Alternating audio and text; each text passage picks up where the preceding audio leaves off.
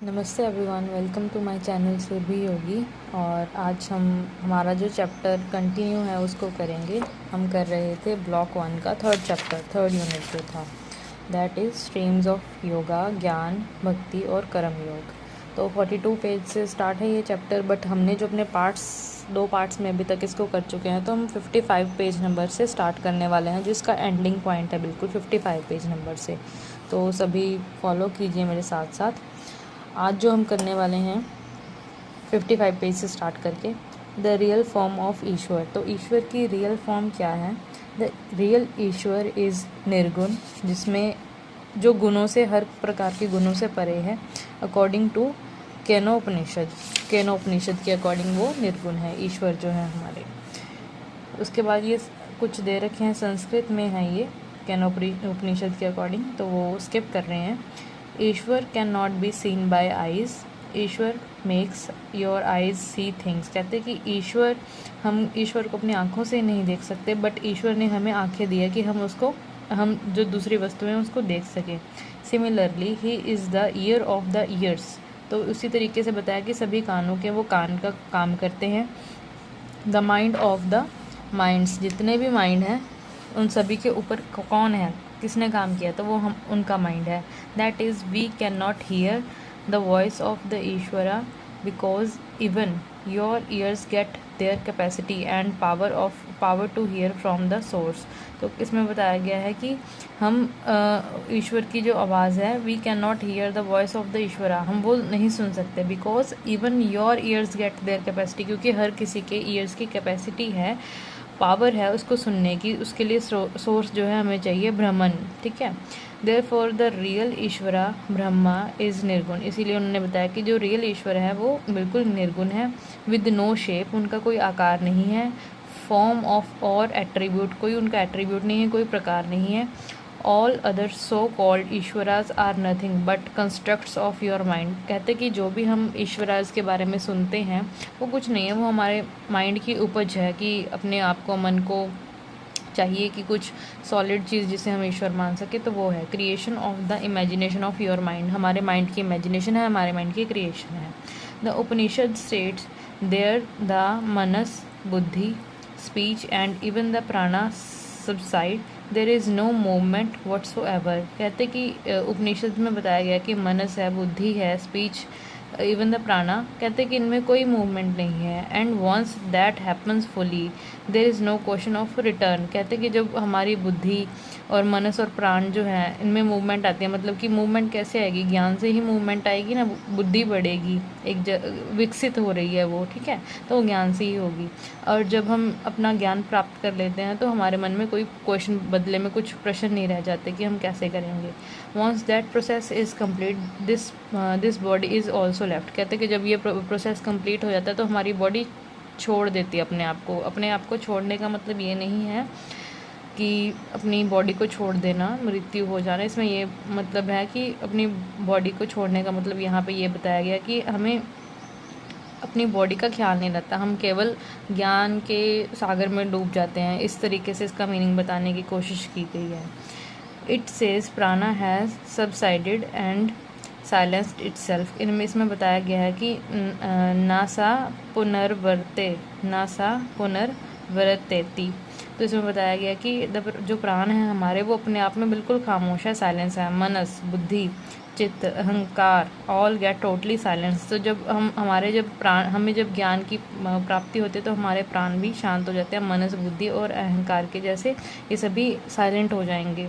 This deep silence is the abode of all the bliss, knowledge, creativity and freedom one can achieve in the path of bhakti. तो जब हम अपने आप में बिल्कुल शांत हो जाते हैं तो हमें ब्लिस मिलता है, नॉलेज मिलती है, मतलब कि हमें ये चीज़ें आ चुकी हैं, हम ब्लिसफुल हैं, हम नॉलेजेबल हैं, हम क्रिएटिव हैं, हम फ्री हैं, फ्रीडम है हमारे पास। One can achieve in the path of bhakti. तो इन सभी के मिलने से हम भक्ति के मार्ग पे चल पड़ेंगे। दैट कल्मिनेट्स इन निर्विकल्प समाधि। तो ये एक जो फॉर्म बनेगी तब हमारी, उस फॉर्म को क्या बोलेंगे, निर्विकल्प समाधि। तो इसको अंडरलाइन कर लेना। कॉन्सेप्ट ऑफ प्राणा। अब कॉन्सेप्ट ऑफ पराभक्ति। तो पराभक्ति का कॉन्सेप्ट क्या दिया गया है, ये संस्कृत में लिखे गए हैं, श्रीमद् भगवत गीता से लिए गए श्लोक्स हैं। Renounce all the dharmas and take refuge in Ishwar alone. कहते हैं कि सभी प्रकार के धर्मों का त्याग कर दो और केवल भगवान का सहारा मानो। केवल भगवान को ही मानना है और किसी को नहीं, बाकी सभी इधर उधर की बातों को छोड़ देना है। Ishwar shall liberate you from all sins, grieve not. तो इसमें बताया गया कि ईश्वर जो है आपको सभी प्रकार के दुखों से मुक्त कर देंगे। relinquish all the powers which just appear and vanish in the path of bhakti and help to conquer and gain mastery over the siddhis। तो इसमें क्या गया है कि जितने भी प्रकार की पावर्स हैं, कोई आपकी अचीवमेंट्स हैं, उसको सबको छोड़ दो, केवल और केवल भक्ति के मार्ग पर चलना है।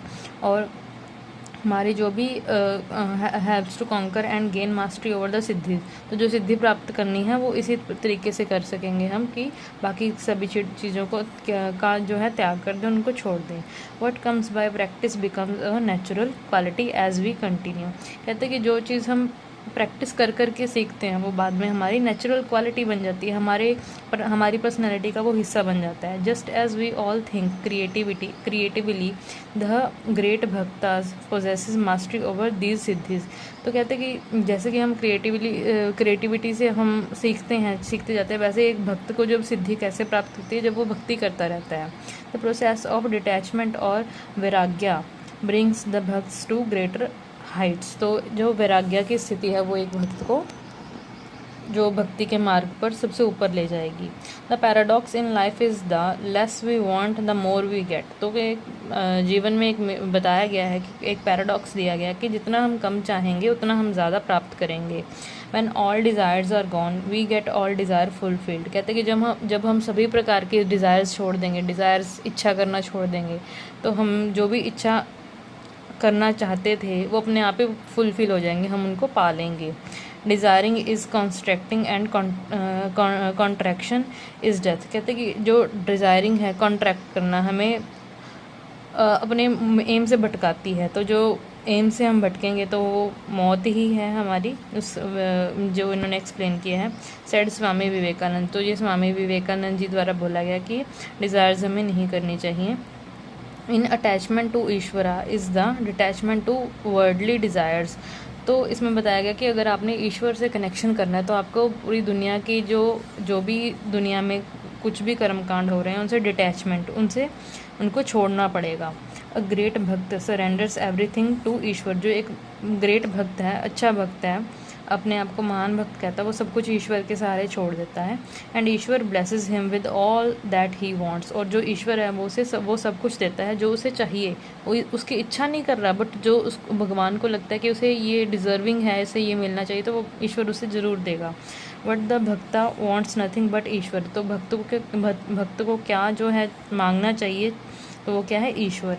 This is called parabhakti. तो इसे पराभक्ति कहा जाता है, केवल और केवल ईश्वर में ध्यान होना, बाकी सभी चीज़ों से अपने आप को मुक्त कर देना।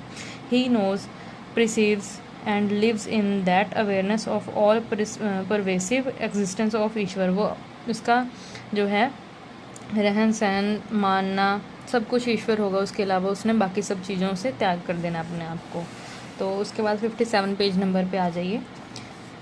ईश्वरा pervades everything of the creation as quoted by the Upanishad, becoming a living reality। तो जो ईश्वरा में बताया गया है कि सभी जो भी क्रिएशन है, एवरीथिंग ऑफ द क्रिएशन, वो सब कुछ ईश्वरी है, जो भी बना वो ईश्वरी है, वही रियलिटी है, रियलिटी जो जीवन का सत्य है। The qualities of a parabhakta have been described in the 12th chapter of Bhakti Yoga इन भगवद गीता। तो ये बताया गया कि अगर आपने पराभक्ति के बारे में कॉन्सेप्ट को और समझना है तो भगवद गीता में 12th चैप्टर में भक्ति योग के बारे में होगा, तो उसमें आप समझ सकते हैं। The key quality which characterizes such adept in the bhakti path possesses a tremendous love for all. तो जो भक्ति योग में एक की क्वालिटी बताई गई है वो क्या है कि वो सभी को एक अनकंडीशनल लव की तरफ लेके जाएगी, ईश्वर के प्रति। The beaming effulgence of love sanctifies the surroundings disciples and even the wicked. To them success and failure is in life, pain and pleasure are all prasad from Ishwar. तो जो ईश्वर भक्ति में रहते हैं उनकी लाइफ में चाहे कुछ सक्सेस हो रहा है, चाहे वो फेलियर में देख रहे हैं अपनी लाइफ में, चाहे वो दुख देख रहे हैं, चाहे वो सुख देख रहे हैं, वो उसको एक्सेप्ट करते हैं, ईश्वर का प्रसाद मानकर उसको एक्सेप्ट करते हैं। The unshakeable conviction in the ways of Ishwar leaves no iota of selfishness in them. तो जो अनशेकेबल मतलब कि परमात्मा के प्रति जो उनका जो विश्वास है वो बिल्कुल डटा हुआ है, उसे कोई बदल नहीं सकता। तो वो उनमें क्या क्वालिटीज़ प्रदान करता है, leaves no iota of selfishness in them. तो ऐसे लोगों में कभी भी मन के अंदर सेल्फिशनेस नहीं हो सकती। नो डिज़ायर फॉर नेम, उन्हें नाम कमाने की कोई इच्छा नहीं होती। फेम और मनी और सेंशुअल एंजॉयमेंट, तो इन्हें नाम धाम और सेंशुअल एंजॉयमेंट्स मनी उन्हें इन लोगों को, ऐसे लोगों को जो भक्त होते हैं, ऐसे भक्त होते हैं वो जो केवल ईश्वर की करते हैं, प्रेयर करते हैं, प्रार्थना करते हैं उनसे, तो उन्हें इन सभी चीज़ों की कोई ज़रूरत नहीं होती। इन प्राण भक्ति पराभक्ति, दैट इज़ भक्ति ऑफ द हाईएस्ट ऑर्डर। पराभक्ति क्या है, जो सबसे उच्च ऑर्डर की भक्ति है उसे कहा गया है। Is the total immersion of oneself to live in all pervasive blissful awareness until the time of departure comes. तो इसमें बताया गया कि पराभक्ति हम किसे कहेंगे, हाईएस्ट ऑर्डर है, अपने आप को बिल्कुल भगवान के, ईश्वर के भक्ति में रखना अपने आप को, और केवल तभी कब तक रखना है इस चीज़ को, अपने आप को, जब तक हमारा डिपार्चर का टाइम ना आ जाए। डिपार्चर मतलब कि ये जो पृथ्वी लोक है उसे छोड़ने का टाइम ना आ जाए। Life is like a burnt up rope, इन्होंने बताया कि ज़िंदगी है एक जली हुई रस्सी की जैसे है। Unable to create further imprints of bondage, तो हम आगे जाके इससे कोई और बॉन्डेजेस नहीं कर सकते। Even though such great masters live and serve as ordinary human beings, तो इस स्थिति में भी बताया कि जो ग्रेट मास्टर्स होते हैं वो क्या करते हैं, जो ग्रेट मास्टर्स हैं वो इस स्थिति में भी बॉन्डेज को अपने आप को सर्व करते हैं ऑर्डिनरी ह्यूमन के जैसे। जितना उनसे सेवा होती है, किसी के लिए कर्म जो करने हैं उन्होंने सेवा करनी है वो करते जाते हैं। The individual consciousness merging with Brahma the eternal as the body is either left back on earth और diffuse into the infinite called videha mukti. तो जो हमारा कॉन्शियसनेस है वो ब्रह्मा को मिल जाती है अंतिम समय में। जो बॉडी है वो पृथ्वी पे ही, पता ही है आपको, पृथ्वी पर ही रह जानी है। हमारी जो आत्मा है वो ब्रह्मा के चरणों में चली जाएगी। और इसको हम क्या बोलते हैं, विदेह मुक्ति कहते हैं, कि हमारा जो शरीर है वो रह जाता है यहीं पे और 5 तत्वों से बना होता है, उन्हीं 5 तत्वों में मिल जाता है और हमारी जो आत्मा है वो परमात्मा को मिल जाती है जाके। उसके बाद बताया गया कि टाइप्स एंड क्वालिटीज़ ऑफ भक्त, भक्त में कौन कौन सी क्वालिटीज़ और टाइप्स होती हैं। देयर आर 4 टाइप्स ऑफ भक्त डिस्क्राइब्ड इन श्रीमद् भगवद गीता। तो कौन किस किस प्रकार के, किन किन प्रकार के भक्त होते हैं। तो जो फर्स्ट है वो है डिस्ट्रेस्ड वन, जिन्हें हम बोलते हैं आर्त। डिस्ट्रेस्ड वन मतलब जो परेशान है, तो जो परेशान होगा वो भक्त हमेशा ईश्वर के पास जाएगा। दूसरा है जिज्ञासु, जो कि कुछ जानने की इच्छा रखता है। तीसरा है अर्थार्थी, डिज़ायरर ऑफ वेल्थ, कि जिसे वेल्थ चाहिए और ज़्यादा, वो परमात्मा से ईश्वर के पास जाके भक्ति कर रहा है कि मुझे और वेल्थ दो और वेल्थ दो। ज्ञानी, the one who is in search of about absolute knowledge, जो जिसे नॉलेज चाहिए वो ईश्वर को कहेगा कि मुझे ईश्वर नॉलेज प्रदान करो। तो ये टाइप्स ऑफ भक्त बताया गया है। अब क्वालिटीज़ ऑफ भक्त भी हैं। क्वालिटीज़ ऑफ भक्त में हमें इन्होंने दे रखे हैं, प्रिंटिंग क्लियर नहीं है यहाँ पे, हाँ 58 पेज नंबर पे देखते हैं हम डिस्क्रिप्शन में क्या दिया है, उधर से फॉलो करते हैं। तो क्वालिटीज़ ऑफ भक्त में देखा है, one who is not envious but who is a kind friend to all the entities. कहते कि जो किसी से कनेक्टेड नहीं है बट सभी का मित्र है, उसमें अपने आप को कनेक्ट नहीं किया है। Who does not think himself a proprietor, who is free from false ego and equal mind both in happiness and desire, जो कि सुख दुख से परे है, ठीक है, अपने आप को ईगो से परे रखता है, ना उसे सुख सुख का वो आनंद मनाता है, ना वो दुख का शोक मनाता है। हु इज़ ऑलवेज सेटिस्फाइड, जो हमेशा सेटिस्फाइड रहता है। And engaged in devotional service, और जो हमेशा ही अच्छे कामों की सर्विस में वो लगा रहता है। With determination, and whose mind and intelligence are in agreement with Ishwar, जिसका माइंड और इंटेलिजेंट उसके है, जो मन है उसका ध्यान है वो केवल ईश्वर में ही लगा रहता है। He is very dear to Ishwar, तो ऐसे जो लोग हैं वो ईश्वर के प्रिय होते हैं। That devotee of Ishvara who is desireless, pure, expert, free from worries, free from agitation, unconcerned with any mundane endeavors, is very dear to ईश्वर। तो जिसे तो ना कोई डिज़ायर है, जो प्योर है, जो एक्सपर्ट है, हर प्रकार के दुखों से परे है, उसे किसी प्रकार की एजिटेशन नहीं है, कोई unconcerned with any mundane related to desire, उसे कोई भी डिज़ायर्स नहीं चाहिए, तो ऐसे जो लोग हैं, ऐसे भक्त हैं, वो ईश्वर के क्लोज होते हैं। फिर है one who grasps neither pleasure nor grief, ना तो उसके ऊपर, भक्त के ऊपर ना तो वो दुख कोई उसका, ना तो उसके ऊपर कोई सुख का असर है, ना ही उसके ऊपर कोई दुख का असर है। Who neither Greaves nor desires, ना तो वो दुख, ना तो वो कभी ग्रीडीनेस दिखाता है, ना कभी डिज़ायर्स अपनी शो करता है। And one who renounce both auspicious and inauspicious things, that devotees is near to the Ishwar. हाँ, तो जिसे कि कुछ ना तो उस भक्त के लिए कुछ खास है, ना उसके लिए कुछ आम है, वो ईश्वर के प्रति, ईश्वर के जो है क्लोज है। ये कुछ पॉइंट्स हैं, ठीक है। नेक्स्ट है one who has equal feeling with friend as well as the enemy, जिसकी अपने फ्रेंड्स के साथ और चाहे वो उसका दुश्मन है उसके साथ इक्वल फीलिंग है, मीन्स वो किसी को दुख नहीं पहुंचाना चाहता। Who is equipoised in honour and dishonour, उसको ऑनर और डिसऑनर से कोई फ़र्क नहीं पड़ता। हीट एंड कोल्ड, सर्द गर्म से, हैप्पीनेस डिस्ट्रेस, सुख दुख से, इन सभी से कोई फ़र्क नहीं पड़ता। One who is silent even when he is praised और रिप्यूटेड, कहते कि चाहे तो उसकी प्रेज़ हो रही है, चाहे उसको कोई रेपुटेशनल, उसको कोई अवार्ड मिल रहा है, वो फिर भी साइलेंट है, बिल्कुल निम्रता से रह रहा है, उसमें कोई ईगो नहीं आया। Satisfied with whatever comes on it's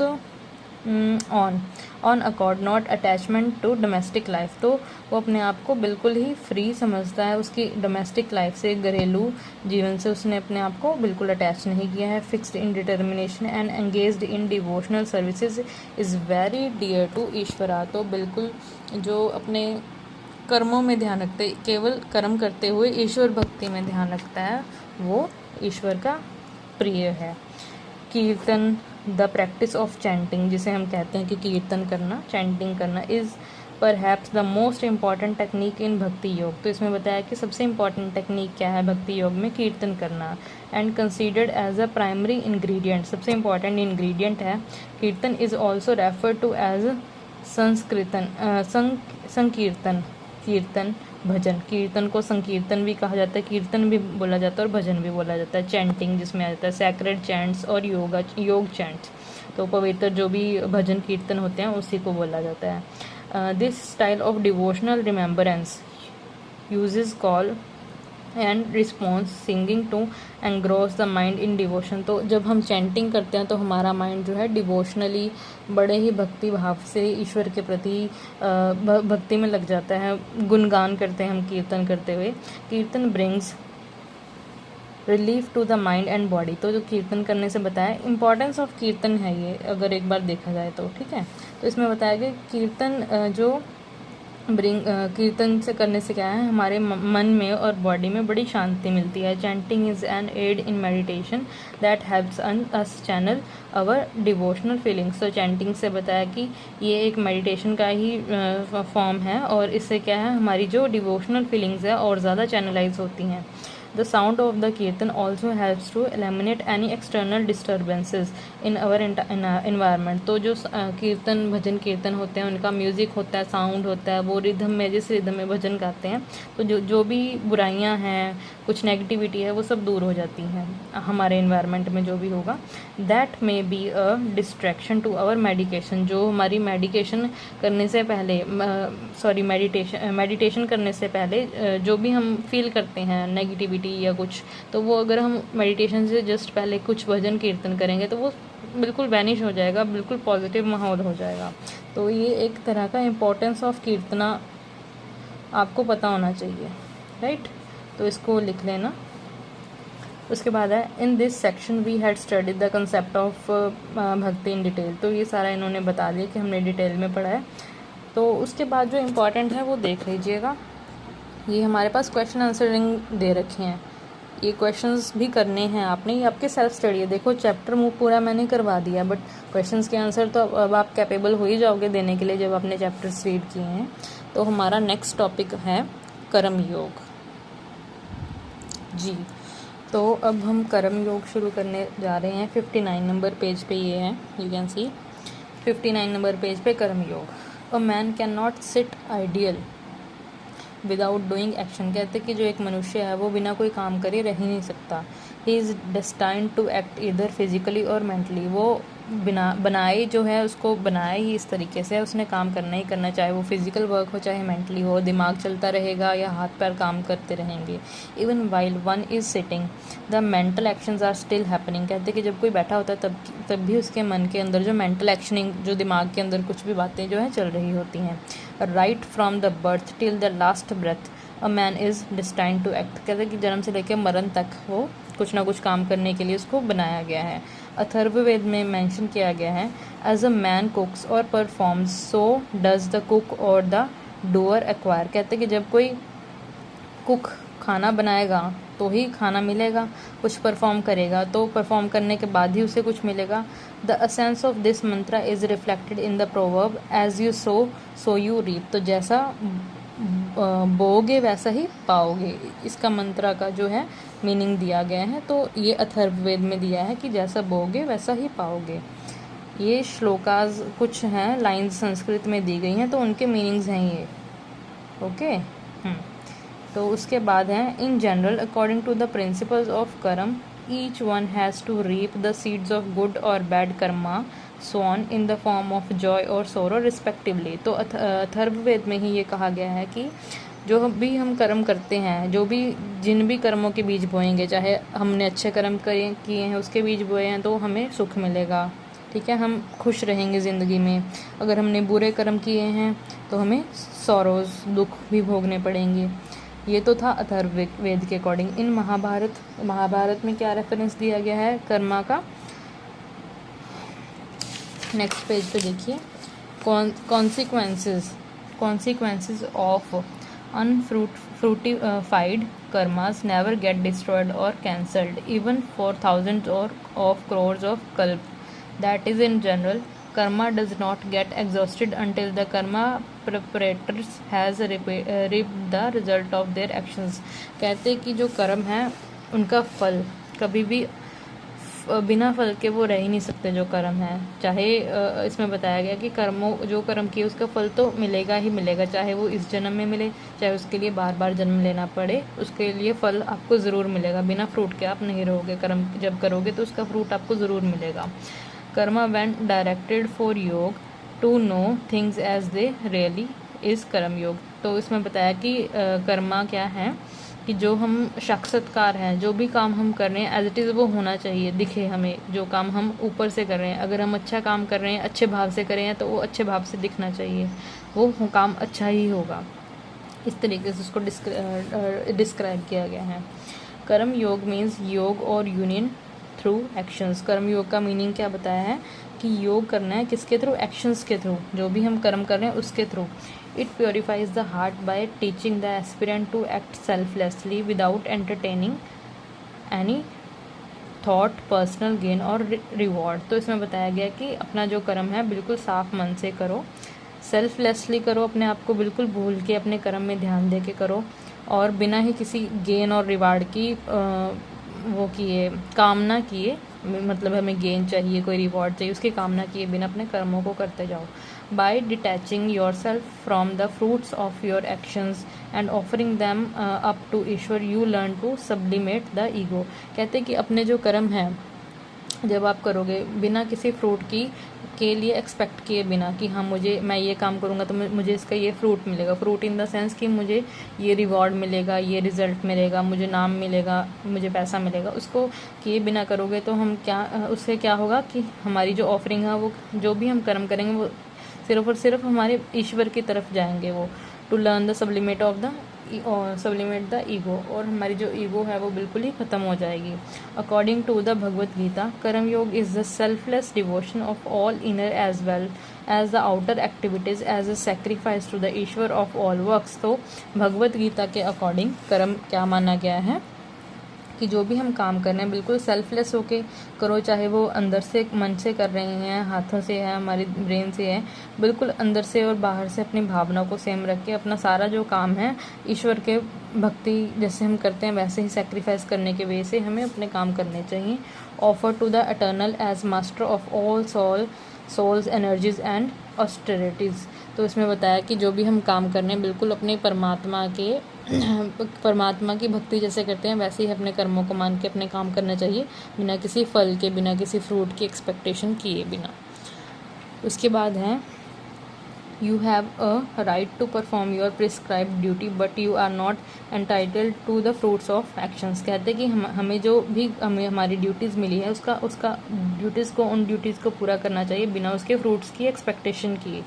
never consider your self the cause of the result of your activities and never be attached to not doing your duty। कहते हैं कि जो भी एक्शंस हो रहे हैं, जो भी रिजल्ट आया उसको अपने आप को उसका कारण मत मानो कि ये हुआ मेरी वजह से हुआ, नहीं, ऐसा बिल्कुल भी नहीं मानना हमने, और अपने कर्म को करते जाना है। जो ड्यूटीज़ हैं उनसे कभी भी मुंह नहीं फेरना, अपने काम को करते जाना है।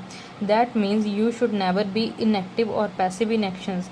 हमें अपने एक्शंस में कभी भी इनएक्टिव और पैसिव नहीं होना है। Consider yourself as a tool in the hands of supreme consciousness. अपने आप को केवल एक माध्यम समझना है कि ईश्वर ने हमें ये संदेश दिया, हम एक माध्यम है, उनका काम पूरा कर रहे हैं, that's it, without expecting any reward against it. And dedicate yourself in the selfless service as far as you can. तो अपने आप को बिल्कुल ही न्यौछावर कर देना सेवा करने के लिए जब तक आप कर सकते हो, जब तक सांसें चल रही हैं। उसके बाद है B persistent in yoga, perform your duty and abandon all attachment to success और फेलियर। अपनी ड्यूटीज़ को करते जाओ बिना किसी सक्सेस और फेलियर की कामना किए बिना। सच इवननेस ऑफ माइंड इज़ योग। अगर हम अपने माइंड को इस तरीके से ट्रेन करेंगे तो हम एक कर्म योगी कहलाएंगे, इसे ही योग कहेंगे। Yogi is not the one who becomes egoistic though attains miraculous powers and would not be anxious about their non attainments.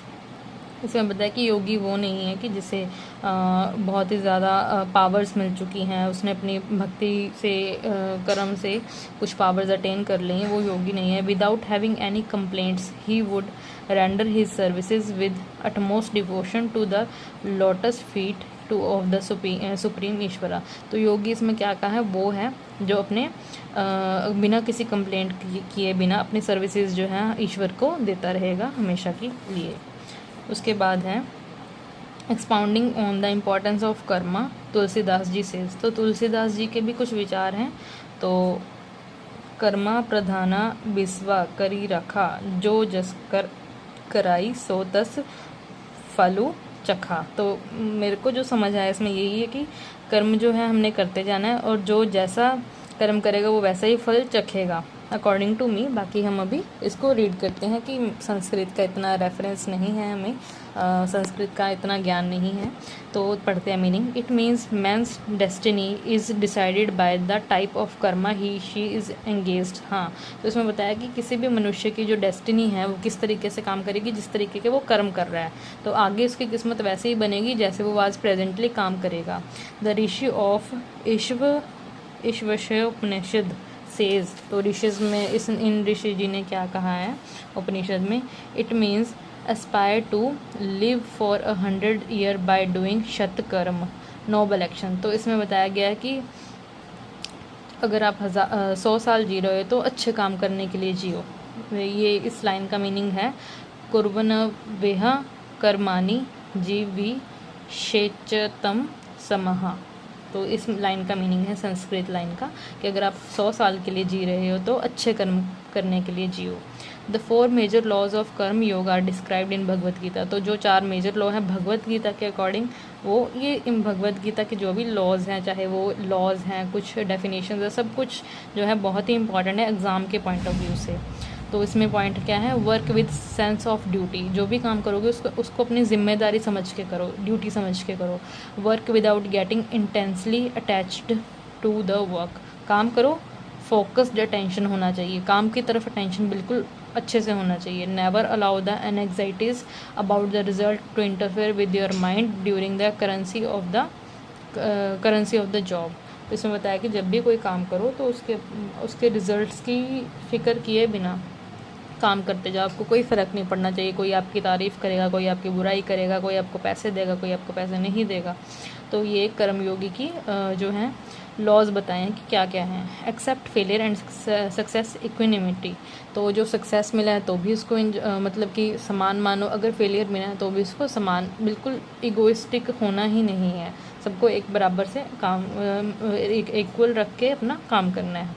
उसके बाद types of karma according to Bhagavad Gita. कर्मा जो भगवत गीता के अकॉर्डिंग, अब कर्मा क्या है वो हम समझेंगे। तो कर्मा 3 प्रकार के हैं, सात्विक, राजसिक और तामसिक। ठीक है, according to Shrimad Bhagavad Gita. Exam में ऐसे अच्छे से डायग्राम बना के आओगे तो अच्छा लगेगा उनको, देखने वालों को, चेक करने वालों को। हाँ जी। The way we do actions depends on our personality. कहते हैं कि जो भी हम कर्म करते हैं वो हमारी पर्सनैलिटी पर डिपेंड करता है। In other words all our actions are guided by 3 tendencies namely. तो हमारे एक्शंस जो हैं 3 टेंडेंसीज हैं, उन पे डिपेंड करते हैं, जैसे कि सत्व गुण, रजस गुण और तमस गुण। किसी में सत्व गुण ज़्यादा होता है, किसी में रजस गुण होता है, किसी में तमस गुण होता है। इसमें बताएंगे, डिस्क्रिप्शन देंगे। Any action which is undertaken from delusion without heed to consequences loss injury ability is declared as tamasic karma. तो जो हम कर्म करते हैं जिसमें क्या है, बिना किसी कॉन्सिक्वेंसेस की परवाह किए बिना, लॉस के बिना, इंजरी के बिना, तो एबिलिटी इज़ डिक्लेयर्ड एज तामसिक गुण। उनको हम तामसिक गुणों में तामसिक कर्म में कंसीडर करेंगे। नेक्स्ट है action which is done by one craving for desire. अब जो कोई कर्म कर रहा है और साथ में डिज़ायर्स की इच्छा कर रहा है, अगेन विद ईगोइज़म के साथ कोई कर्म कर रहा है, विद मच एफर्ट्स ज़्यादा लगा रहा है, इज़ डिक्लेयर टू बी राजसिक कर्मा। तो जो वो उन कर्मास को हम क्या बोलेंगे कि वो राजसिक कर्मा है। Next is he who is free from all material attachments and false ego. जो सभी प्रकार के अटैचमेंट से परे है, ईगो से परे है। Who is enthusiastic and resolute and who is enthusiastic and resolute and who is indifferent to success और failure is a satvik karma performer of deeds in the righteous path. तो इसमें सात्विक कर्मा के बारे में बताया है कि जो मटेरियलिस्टिक अटैचमेंट से परे है, उसको लालच नहीं है किसी चीज़ का, उसमें कोई गलत तरीके की ईगो नहीं है। हु इज़ एंथुजियास्टिक, जिसमें जो कि फुल ऑफ एनर्जी है अपने कामों को लेके, अपने कर्मों को लेके। Who is indifferent to success और फेलियर, जिसे सक्सेस और फेलियर से कोई फ़र्क नहीं पड़ता, तो वो एक सात्विक कर्म कहलाएगा, जो इस तरह के कर्म को करेगा, इस तरह के पाथ को फॉलो करेगा। Next is the goal of life is to reach highest happiness which is the state of total self satisfaction. तो इसमें बताया कि जो हमारी लाइफ का गोल क्या है कि हम हैप्पीनेस जो है हमारी हाईएस्ट स्टेट पर हो और हमारी जो सेटिस्फेक्शन है वो कंप्लीट हो। It is the state of pure consciousness. तो इस स्टेट को हम क्या कहेंगे कि हम अपने आप में पूरे प्योर कॉन्शियसनेस हैं। A state from where all actions emerge. तो ये वो स्टेट है, इस कंडीशन में आके हमारे जो एक्शंस हैं वो होंगे। दिस इज़ निष्काम कर्म। तो इन तरह के इस कर्म को हम क्या बोलेंगे, निष्काम कर्म बोलेंगे, अगर हम इस तरीके से एक्शंस को परफॉर्म कर रहे हैं। The total non action desireless action, जिसे हम और क्या बोल सकते हैं कि नॉन एक्शंस भी बोलते हैं और डिज़ायरलेस एक्शन, कि वो एक्शंस जिनको करने पे हमारे कोई इच्छा नहीं है कि हमें ये इसका रिजल्ट मिलेगा। Though this ultimate goal of action is totally non-action, we cannot reach that stated by surrendering actions। तो इसमें बताया कि हमें तामसिक कर्मा के बारे में बताया, राजसिक कर्मा के बारे में बताया, सात्विक के बारे में बताया, और निष्काम कर्म कौन से होते हैं वो बताया कि हम कैसे अपने लाइफ के गोल को अचीव कर सकते हैं निष्काम सेवा करके, निष्काम कर्म करके।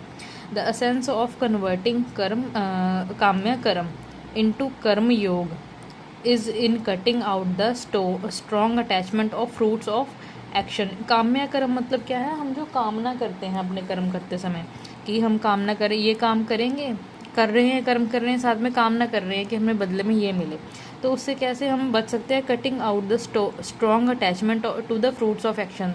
तो हमें जो एक्शंस कर रहे हैं उनके फ्रूट्स की परवाह को छोड़ना पड़ेगा, हमें उसके बारे में नहीं सोचना कि हमें क्या रिजल्ट मिलेगा।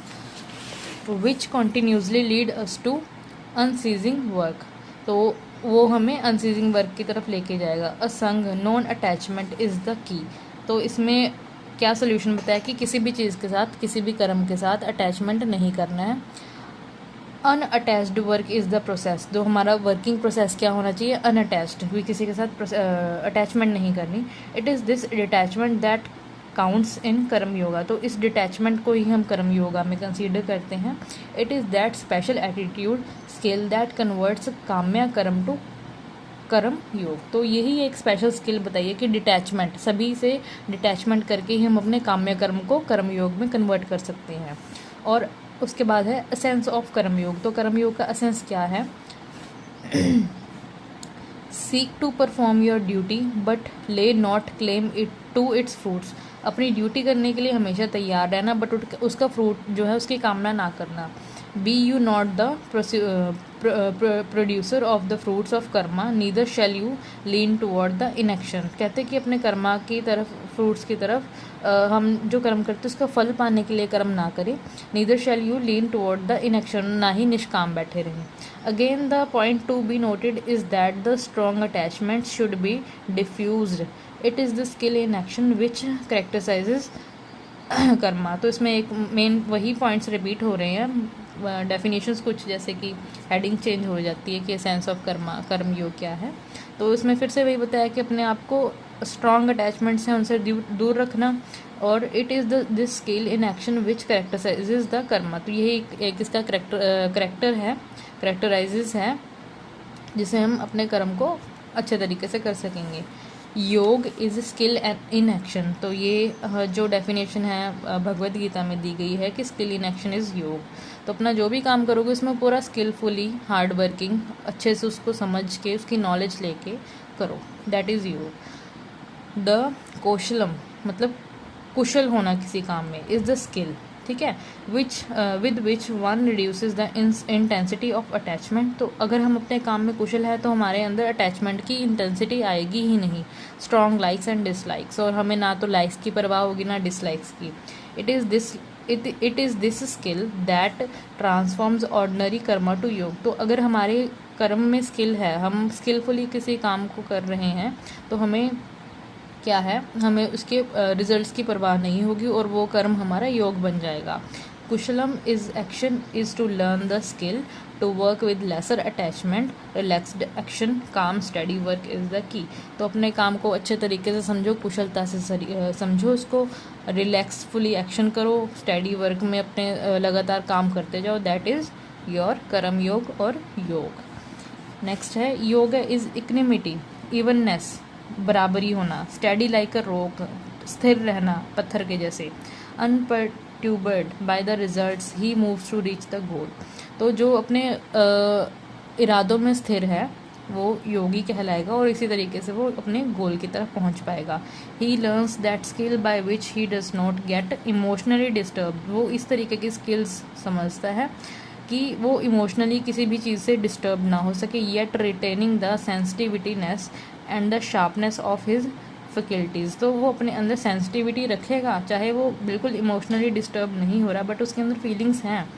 This it is evident that the core of karma yoga is in unattached action, तो इसमें बताया कि जो मेन कोर है कर्म योग की क्या है, अनअटैचमेंट है, किसी भी कर्म में जुड़ना लेकिन उससे अटैच नहीं होना, दैट इज़ कर्म योग। उसके बाद है यजनास, द वे ऑफ यजना या फिर यज्ञ। इसमें बताया the way of Yojana concretize the concept of unattached action which is the core of कर्म योग। repeated line है, यज्ञ can easily be practiced even by an ignorant one in the society। तो ये बताया कि यज्ञ और यज्ञ कौन कर सकते हैं, कोई इग्नोरेंट है जिसे अभी पूरी समझ नहीं है वो भी इसको कर सकता है। Yajna is a systematic process of offering the best means to express gratitude as discovered, design, developed and propagated by our rishis. तो हमने देखा ये कि पुराने टाइम में ऋषिज जो है यज्ञ करते थे और उसमें प्रसाद के तौर पे हम चढ़ावा चढ़ाया जाता था वो यज्ञ के अंदर सामग्री, हवन की सामग्री के तौर पे।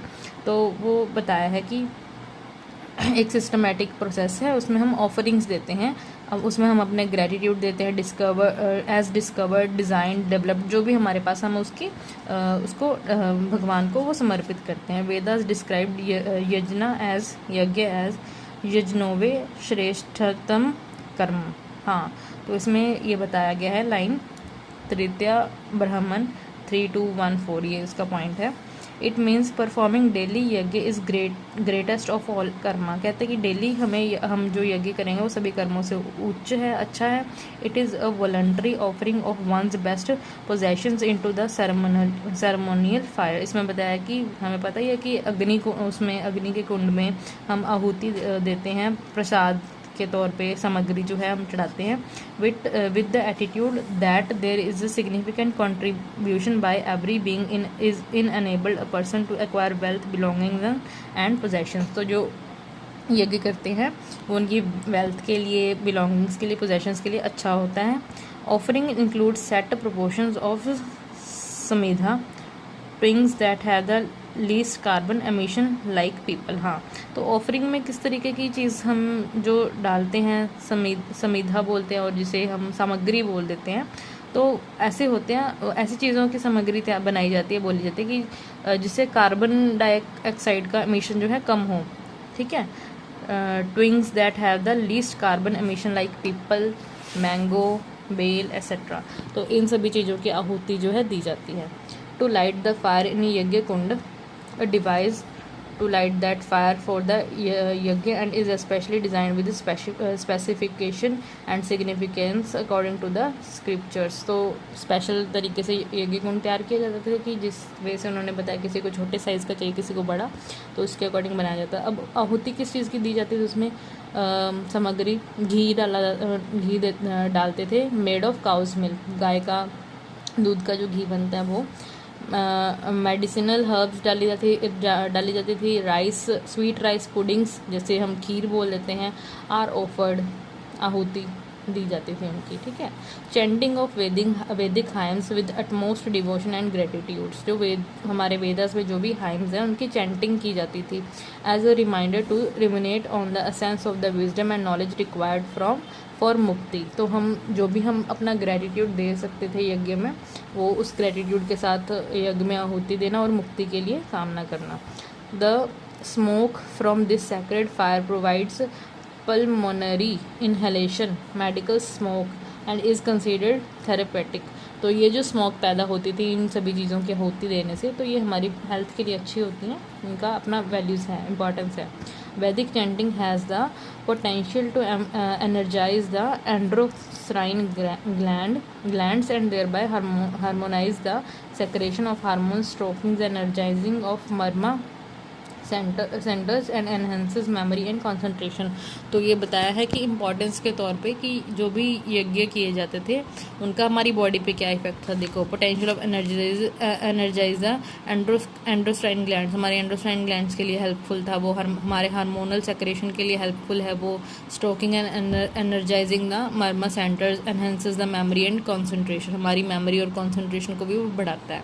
Bye performing yajna daily the sadhak develops the attitude of care for all beings and this feeling motivates him or her to perform actions that are auspicious for all. तो जो डेली यज्ञ करते हैं तो उनमें एक फीलिंग आ जाती है, अच्छी भावना आती है कि वो सभी के लिए अच्छे काम करे, सभी के फ़ायदे के लिए काम करे।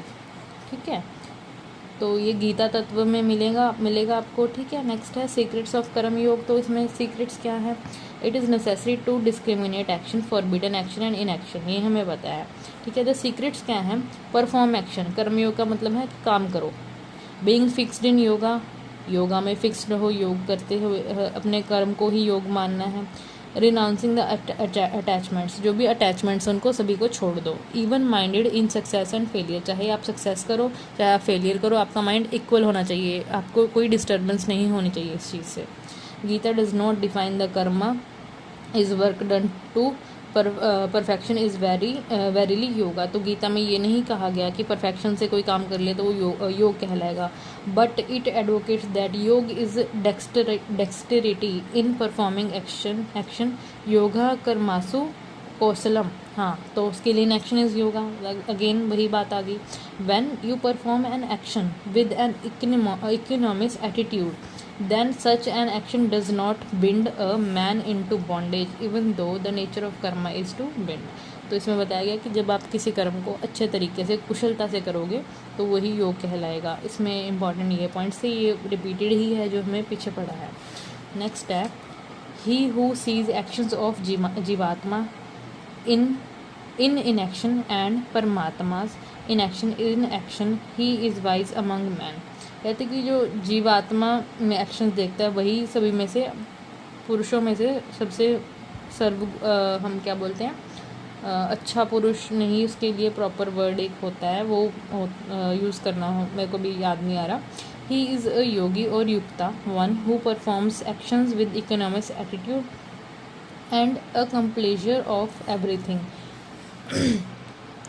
तो जो अपने एक्शंस को परमात्मा को डिवोट करता है वही एक योगी कहलाता है। In such accomplishment man all impressions of actions are burnt by the fire of knowledge. तो इसमें बताया गया कि जो भी मैन के एक्शंस हैं वो सारे बर्न्ट हो जाते हैं उसकी नॉलेज की फायर से। जितनी ज़्यादा उसको नॉलेज होगी उतनी ज़्यादा वो कर्मों में ध्यान लगा के अपने कर्मों को स्किलफुली करेगा। One who performs actions with this knowledge attains ज्ञान। तो जो अपने एक्शंस को ज्ञान, अपने एक्शंस में कर्मा में ज्ञान लगा के करेगा उसको, तो वो ज्ञान। And in this fire the knowledge all impressions of actions are burned. तो इसमें बताया गया है कि इस तरीके से जो भी हमारे एक्शंस हैं बिल्कुल प्योरीफिकेशन से वो बर्न्ट हो जाएंगे, जल जाएंगे। इसमें लाइन दी गई है ना, सर्वामी कर्म खिलामी प्रथः जने परिसंपयते। तो ये लाइंस का दिया हुआ है रेफरेंस, इन्होंने उन्हीं का एक्सप्लेनेशन दिया है। अभी हमारा चैप्टर कंप्लीट होने पर ही है बस। In this section we had studied the concept of karma yoga in detail. एक सेकेंड, हाँ विजिबल है।